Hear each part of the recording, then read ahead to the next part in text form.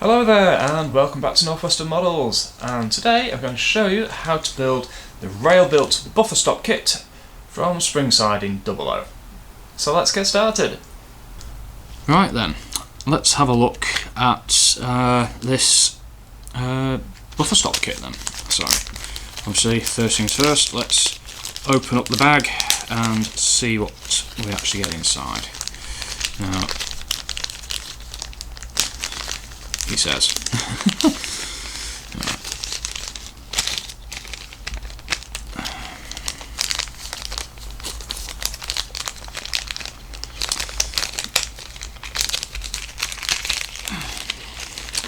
Joys of fighting with a staple. There we go.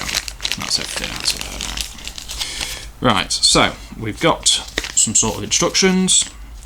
We've got 1, 2, 3, 4, 5, 6, 7 lengths of wood, 2 cross beams, a metal bar, and obviously the 2 rail sides of the buffer stop. So what I'll do is have a quick scan through the instructions and give the white metal bits a quick clean up, and then we'll have a look at getting it all together. Right, it is really important to read through the instructions with this kit, as this will help make sure that you put it together correctly, so that it all fits in. So I'm going to carry on and just work through the instructions that I've been given for it. And the first thing to do is actually to make a jig from a piece that's 4 inches by 2 inches. Now I'm just going to use a piece of plastic card, but obviously if you're building this for yourself, you could build it straight onto the layout in the space that you wanted to, or as Springside have suggested, on a small piece of plywood that is flat and level, that you can then transfer it over to your layout afterwards. But because this is going to be going to our exhibitions and so on, I'm just going to build it on this piece of plastic card, it just helps keep everything together. So let me just make up a piece that is 4 inches by 2 inches, and hopefully be able to sort that out and start the build.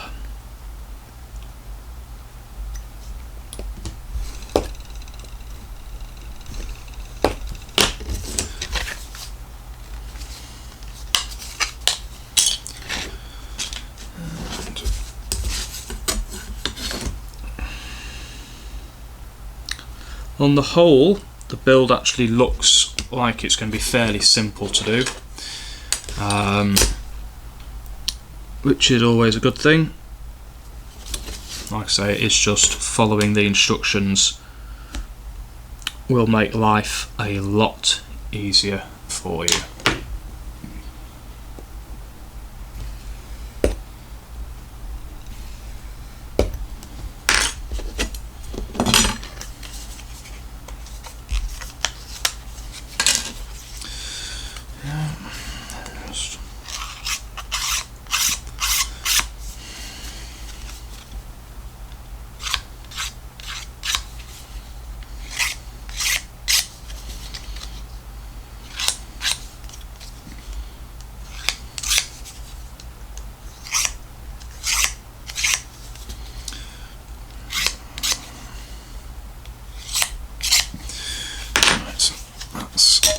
So that's our base template.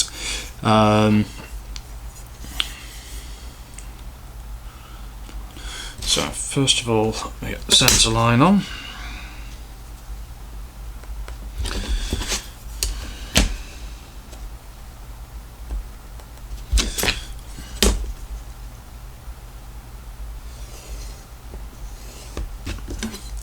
And then we mark out the track gauge from that as well. So handily I've got a piece of 4mm track here.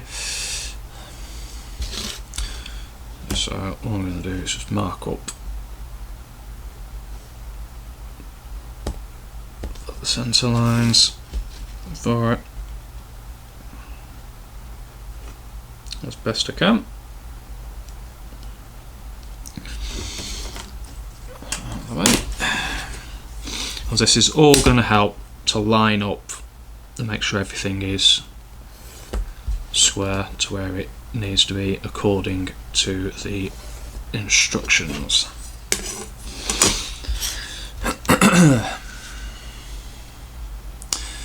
Right.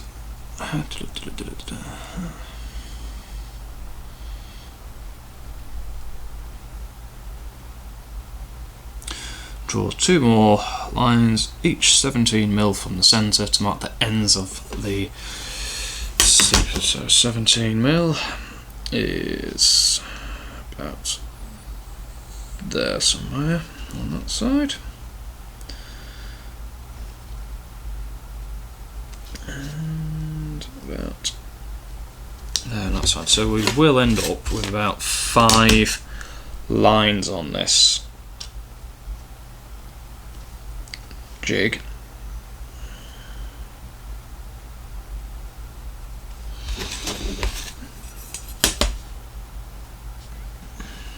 If you've never done this before, don't worry, just take your time with it.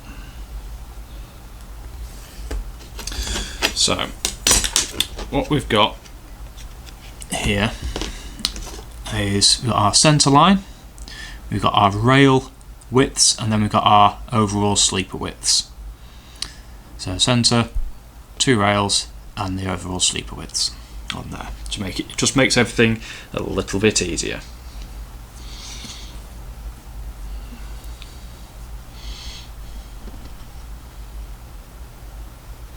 So now it says here to lay a length of double-sided adhesive tape between the gauge lines and position 6 sleepers on the jig. Bond the 2 side frames to the sleepers with quick setting epoxy or 2-part adhesive. And so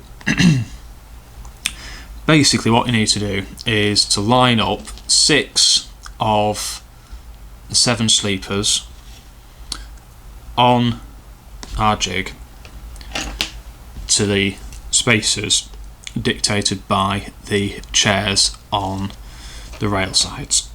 Excuse me, on the rail sides there. So let's position those where we're going to want them. It's about there. And what I'm going to do is mark out where they're going to go, because I'm not going to use double-sided tape, because I'm just going to keep this together as one piece. So I'll probably ballast and decorate it up a bit for our exhibition use. So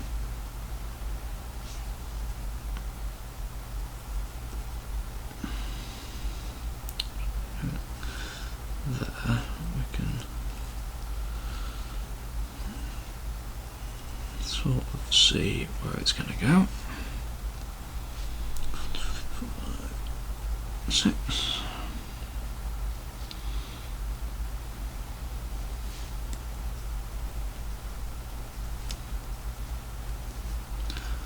Obviously, if you're making this for yourself, you can make it a little bit more accurate, but for purposes of what I'm doing, this will be fine. So what you'll find with some of the pieces of wood is that they've got little bits of excess wood, fluff, whatever you want to call it, on them. Just scrape them off with a craft knife and just tidies them up a bit, ready to go on. Of course, you could sand them if you've got a small piece of sandpaper or something. That would work just as well.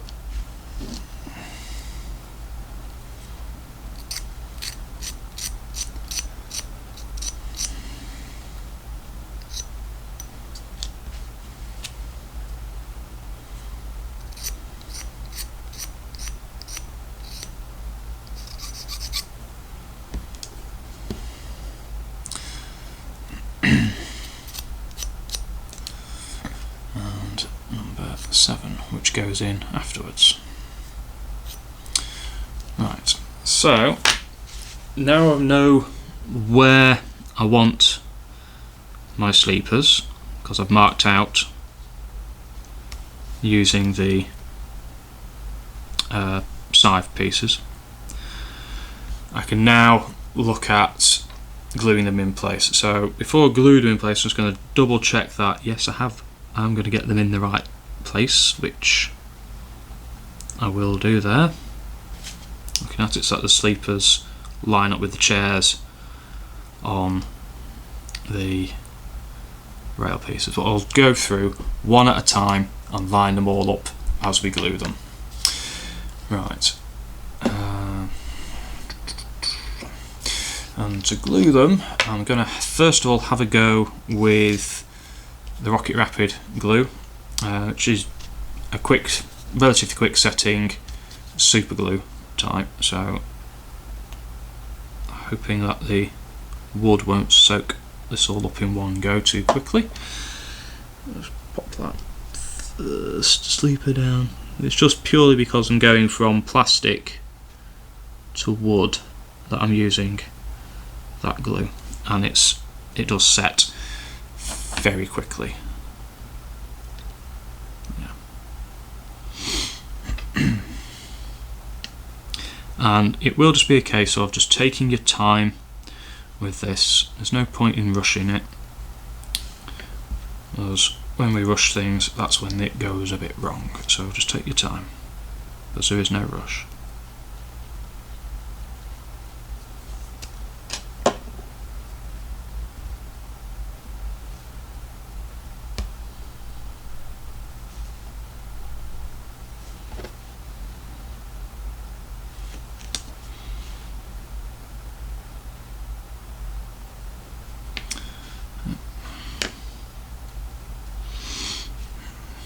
And you'll very soon just get the hang of it.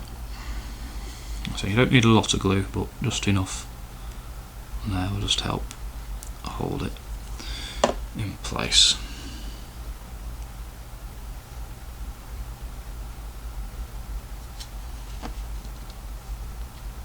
Again, just making sure that the chairs all line up, which they do.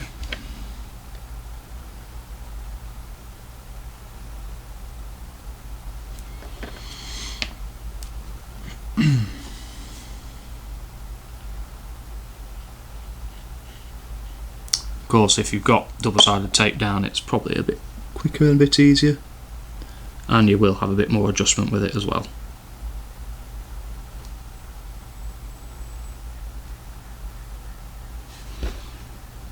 Let's see, that's 4 of them in line.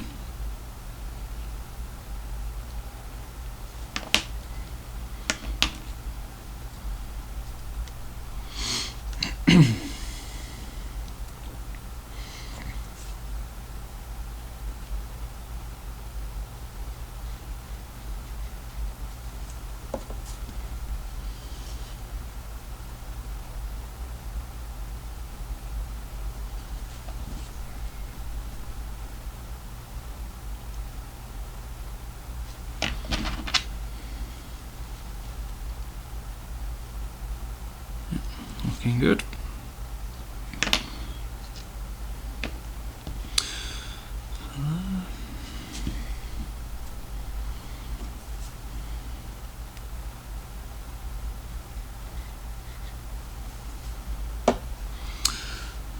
Last one for now.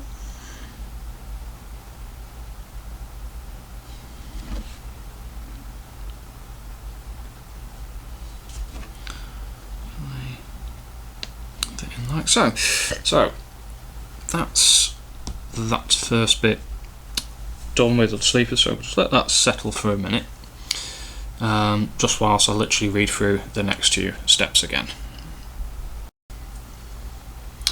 Right, moving on to a slightly more interesting part of it now, because we're going to be fitting the actual rails down to the sleepers. But what we've got to do is first of all make sure that we get them the right way around, because on them, I'm hoping you'll be able to see this here, there is a flangeway here on the inside edge so these are handed. So you need to make sure that those are on the inside edge, because this long piece here is the rail, so that needs to line up with your running rail with the flange way on the inside. So if I hold the other one up as well, you can see, hopefully see there, that the flange way is on the inside of both of them. And it does actually say if you need to make them a little bit deeper, you can do with a junior hacksaw blade or something similar like that. So the task is to line up the rail pieces with your markings on our little jig, or by using a piece of track. So I've got my piece of track here as well, just as an A side, just to help lining up with everything. So just do one side at a time, because there's no point in trying to do both at the same time. Just do one side at a time, and just as you do, just take your time with it. And all we're going to do first of all actually is just going to tidy up the underside of the chairs. Just put the file across a couple of times just to help the glue grip the white metal.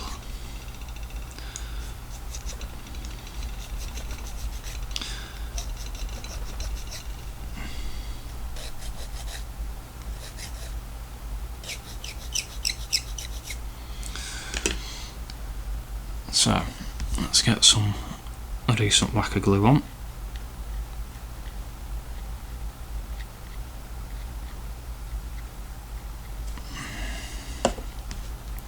As I said, just line up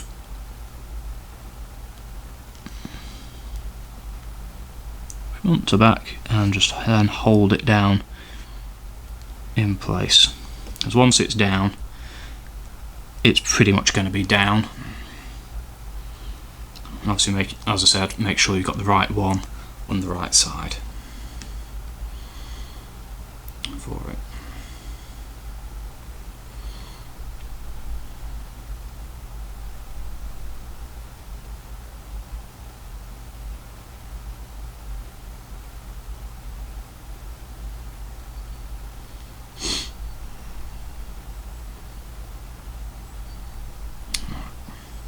And now we'll do the same with the other side.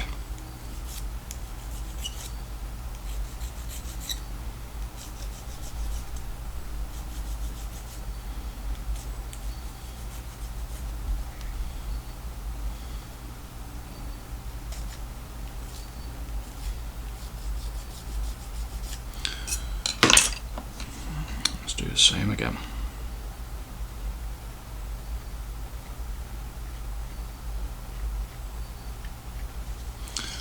Plenty of glue on so it's got a chance to grip it. And just line it all up.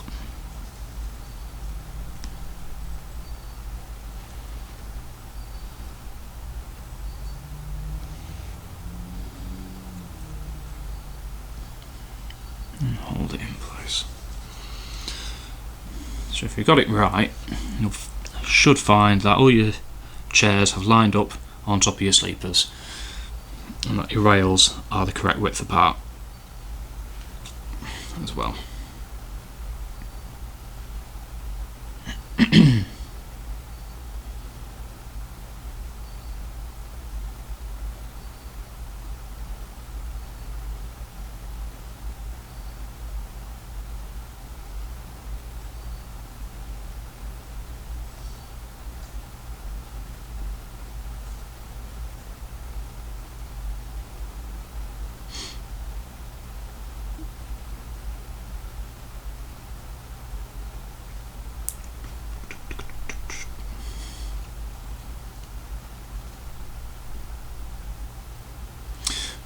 So that should all be on there, which it is. So let's get rid of the piece of track because we don't need that in the way now. Right, so I'll have a quick read of what's next and then we'll get on and see about fitting it. Right, so we now have a bit of a choice of what we can do for the actual buffer stop top piece, because we do have the 7th sleeper, which we could use as the beam across the front if we wanted to, or we'll use it as the 7th sleeper afterwards underneath. Now, personally, I think these are going to look quite good with the rail type beams going across. There's two beams for that, and a supporting bracket, which is actually made of brass, but it says in the instructions it's made of plastic. So it's entirely up to you, obviously, which one you do, but I'm going to do the 2 metal ones with the support, and then the 7th sleeper can be added in afterwards. Now it suggests to actually put the plastic or brass tube in the 2 supporting holes afterwards, but I think there's a bit more room at the moment to get in there without the cross pieces in, so I'm going to actually fit mine earlier. So I need to measure out as best I can the length of it that it needs to be, as there's 2 little holes or divots that you'll find. I'm just going to cut it to length. So it's about there somewhere, and hopefully I'll be able to get this in.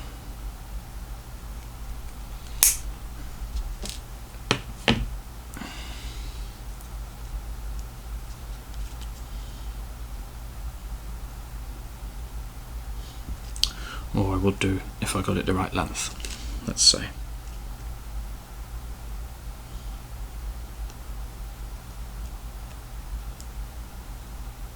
Yeah, a little bit too short, so I can make the next one a little bit longer. Luckily there's enough left over for me to make it just a smidge longer.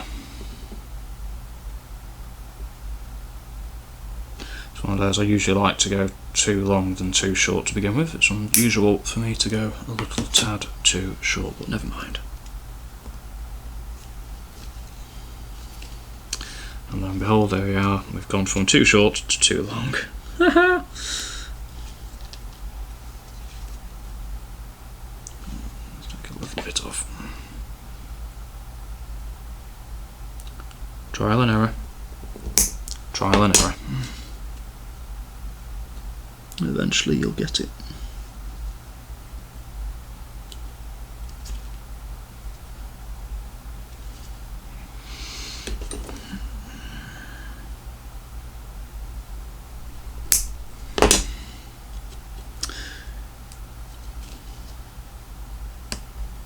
There we go.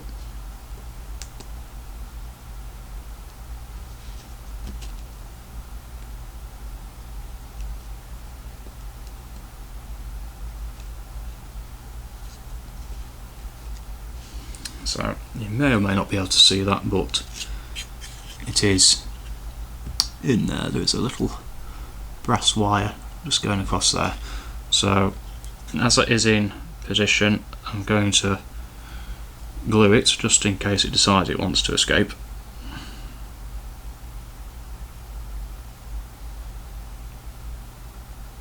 And just hold it for a minute or two just while the glue goes off.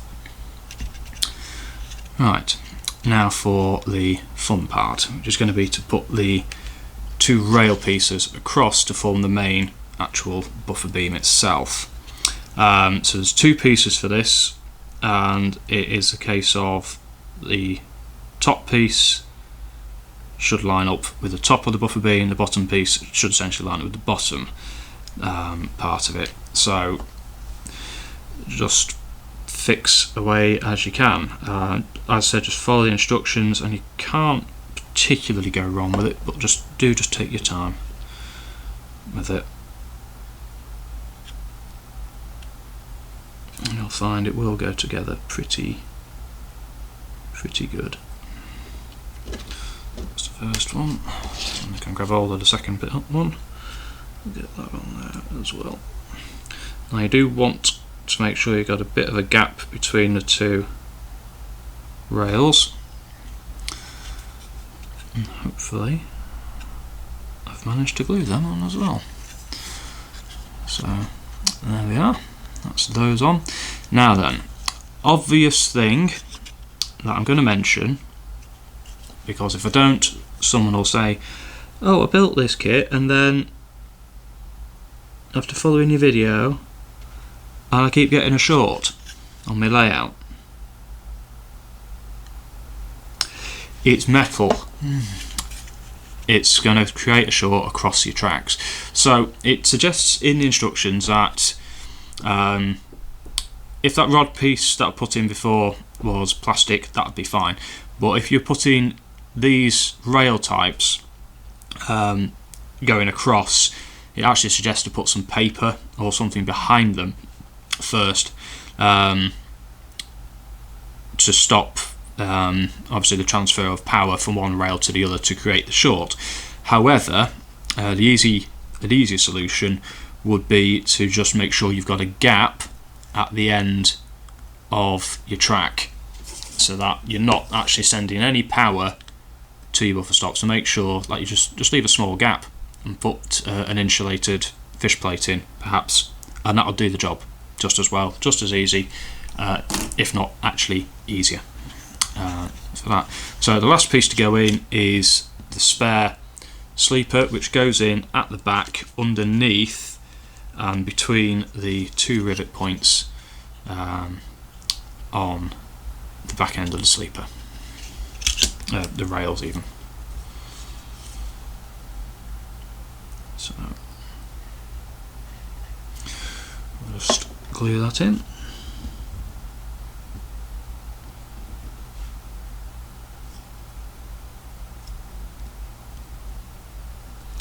And that is it done. So there we go, that's how to put together the OOgauge buffer stop kit from Springside. It's gone together really well, and okay, it's a little bit more complex than some of the kits that we've built, but it's a really nice, really well detailed example of a rail built buffer stop in OOgauge or 4mm sort of scale. So you can obviously match it to P4 or EM gauge if you wish as well. So anyway, I hope that you've enjoyed this video. If you have, don't forget to give us the good old thumbs up. Also make sure that you hit the subscribe button as well, because that really does help us out quite a bit. And until next time, happy modelling.